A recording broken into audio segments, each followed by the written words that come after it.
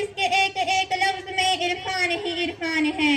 برادران ملت اسلامیہ، قرآن کریم اللہ تعالیٰ کی نازل کردہ وہ کتاب ہے جو تمام انسانوں کو ابدی و سرمدی حیات کی دعوت دیتی ہے۔ یہ وہ صحیفہ ازلی ہے جو انسان کو ضلالت و گمراہی کی ہمیگاہ سے نکال کر صراط مستقیم کی جانب لاتا ہے۔ یہ وہ منارہ نور ہے جس کی روشنی کل بھی پوری دنیا کو محیط تھی اور آج بھی اسی آب و تاب کے ساتھ چمک رہی ہے۔ یہ وہ برق طفا ہے جو آج بھی خرمن کفر کو جلا کر راکھ کر دیتی ہے۔ یہ وہ انقلاب آخر کتاب ہے جس نے پوری دنیا کے اندر ایسا انقلاب اور زلزلہ پیدا کر دیا جس کے جھٹکے آج بھی تیزی کے ساتھ محسوس کیے جا رہے ہیں، جس نے عرب جیسی شکی بدبھا تابہ برف اور ضد کی قوم کے قلوب کو چند ایام میں اس طرح پلٹ کر رکھ دیا کہ وہ قوم جو مذہب اسلام کا مذاق اڑاتی تھی، قرآن کا استہزاء کرتی تھی، یتیم عبداللہ جگر گوشہ آمینہ احمد مصطفیٰ صلی اللہ علیہ وسلم کو کبھی شاعر، کبھی مجنون، کبھی پاگل اور کبھی ساحر و کاہن جیسے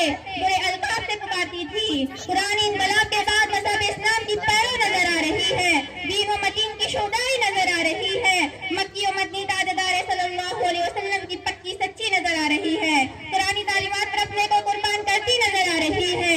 حضرات، صحابہ اکرام رضوان اللہ علیہم اجمعین کی سیرتوں کو پڑھے، اس صدی کی تاریخ کا پہاڑ کو الٹ کر دیکھیے تو آپ کو مجبور ہو کر یہ فیصلہ کرنا پڑے گا کہ ابو بکر کو صدیق بنایا تو قرآن کی برکت نے، عمر کو فاروق بنایا تو قرآن کی برکت نے، عثمان کو ذو النورین بنایا تو قرآن کی برکت نے، علی کو حیدر کرار بنایا تو قرآن کی برکت نے، زبیر کو زہدی و تقوی کا علامیہ عطا کیا تو قرآن کی برکت نے، معاویہ کو سیاست پر دسترس عطا کی تو قرآن کی برکت نے، عبد الرحمن بن عوف ہو یا طلحہ ہو، زبیر و معاویہ ہو یا عبیدہ رضی اللہ عنہم اجمعین ہو، ان تمام کو عشرہ مبشرہ کی فہرست پر لگا دی تو قرآن کی برکت نے، اصحاب بدر اور احد کو اتنا اونچا اور چمکدار تاج عنایت کیا تو قرآن کی برکت نے، اصحاب بیت کو رضا الہی کا پروانہ دیا تو قرآن کی برکت نے۔ مختصر ہے کہ جتنے بھی اکابر و صاغر صحابہ اکرام رضوان اللہ علیہم اجمعین ہیں، ان کو مکرم اور معظم بنایا تو قرآن کی برکت نے۔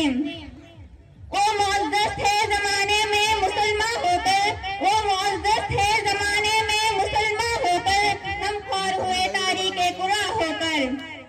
قرآن کا ہم سے مطالبہ ہے کہ ہم کلمہ طیبہ لا الہ الا اللہ محمد رسول اللہ کے تقاضوں پر عمل کریں، ہم ان تقاضوں پر عمل نہیں کرتے۔ قرآن کا مطالبہ ہے کہ ہم رمضان المبارک کے روزے رکھیں، ہم روزے نہیں رکھتے۔ قرآن کا مطالبہ ہے کہ ہم پانچوں نمازوں کو پابندی سے ادا کریں، ہم اس مطالبے پر کوئی دھیان نہیں دیتے۔ قرآن کا مطالبہ ہے کہ ہم اپنی مالوں کی زکوٰۃ نکالیں، ہم زکوٰۃ نہیں نکالتے۔ قرآن کا مطالبہ ہے کہ ہم آپس میں احتیاط اور اتفاق کا ماحول پیدا کریں، ہم نہ اتفاقی پر تلے ہوئے ہیں۔ قرآن کا مطالبہ ہے کہ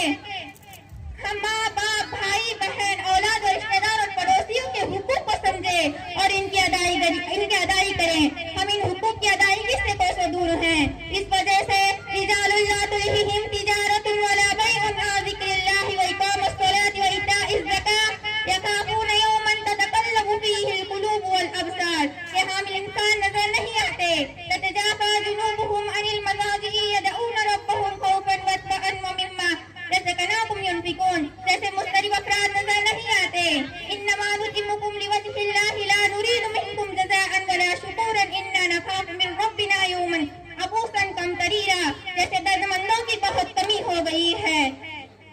ان الصلاۃ ونسکی ومحیای ومماتی للہ رب العالمین، جیسے مخلص ناپید ہو گئے۔ محترم حضرات، یہ کتاب کوئی پرمیشور کی اتاری ہوئی ہو سکتی ہے جو لوگوں کو مارنے اور قتل کرنے کا حکم دے، لوگوں کے ہاتھ پاؤں کاٹنے اور سنسار کرنے کا حکم دے، لوگوں کو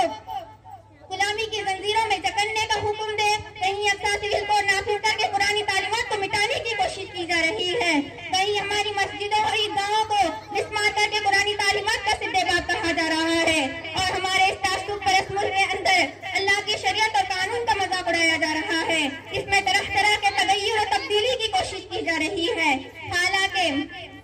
بجھ نہیں سکتا کسی آندھی سے قرآن کا چراغ، بجھ نہیں سکتا کسی آندھی سے قرآن کا چراغ، آندھیوں خود آزما لو سامنے میدان ہے۔ وآخر الدعوانا ان الحمد للہ رب العالمین۔